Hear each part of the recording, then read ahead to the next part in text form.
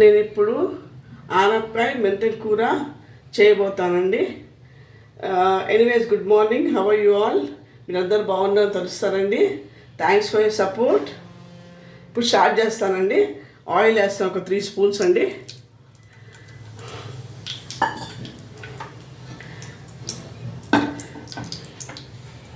ఇప్పుడు నేను మినపప్పు, ఆవాలు, జీలకర్ర, కరివేపాకు వేస్తున్నాను.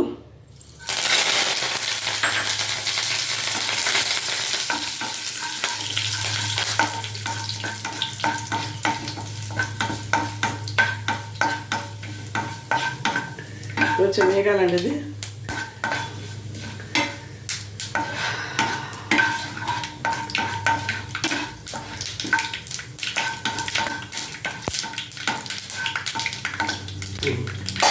ఇప్పుడు 4 ఉల్లిపాయలు, చిన్న ఒక ఉల్లిపాయ, ఇంకా 4 పచ్చిమిరపకాయలండి.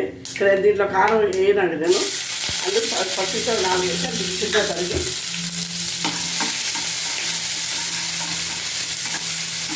దీంట్లో 1 స్పూన్ పసుపు వేస్తానండి,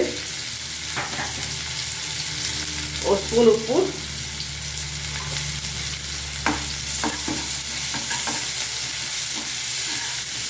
కొంచెం మగ్గడానికి కొంచెం ఫ్రై అయినాక చేస్తాను. కొంచెం మూత పెడుతున్నాను, కొంచెం సిమ్లో పెడతాను 5 మినిట్స్. ఇప్పుడు నేను మూత తీసి చూస్తానండి. అయిపోయింది. ఇప్పుడు నేను 2 కట్టలు చిన్న మెంతి కూర వేసాను. ఎక్కువ వేయకూడదు, చేదు వచ్చేస్తుంది మళ్ళీ కూర. ఎక్కువ వేయకూడదు ఇది. కొంచెం వేయించి చేసి ఇంట్లో కొంచెం ధనియాల పొడి వేసాను.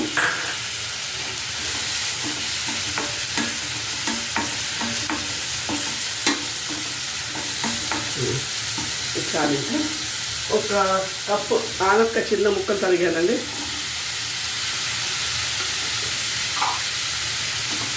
ఇలా కారం వేయమన్నమాట. ఉప్పు, పసుపు, పచ్చిమిరపకాయలు, ఉల్లిపాయలు, అంతే.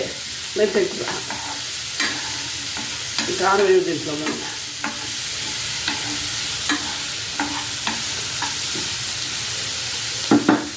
నేను ఎక్కువ కూరల్లో ఇది మెంతి కూర ఎందుకు వాడుతున్నాను, చాలా మంచిది. బ్లడ్ అండి, మొత్తం హిమోగ్లోబిన్ అండి, బ్లడ్ కౌంట్ పెరుగుతుంది మనకి. అది చాలా మంచిది అన్నమాట మెంతి కూర. కొంచెం మూతలు పెడతానండి, సిమ్లో పెడతాను.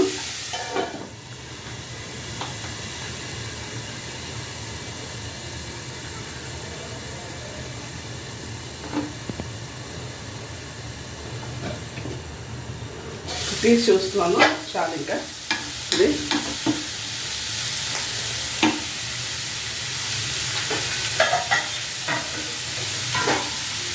ఒక 1/2 గ్లాస్ నీళ్ళు పోస్తున్నానండి, అంతే. ఎక్కువ వేయను. ఇక దానిలో నీళ్ళు ఊరుతాయి కదా, నీరు ఉంటుంది కదా, నీరంతా ఊరుతూ ఉంటుంది. సో ఎక్కువ నీళ్ళు పట్టవు దీంట్ లోపల. ఇది మగ్గే వరకు సిమ్లో పెడతానండి.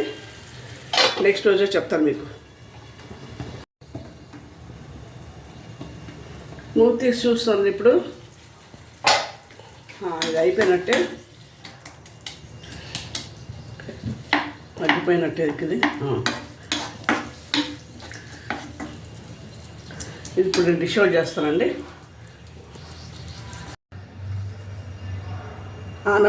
ఆనపకాయ మెంతి కూర రెడీ అయిపోయిందండి. Hope you like it. Please like, share and subscribe my channel. Have a nice day.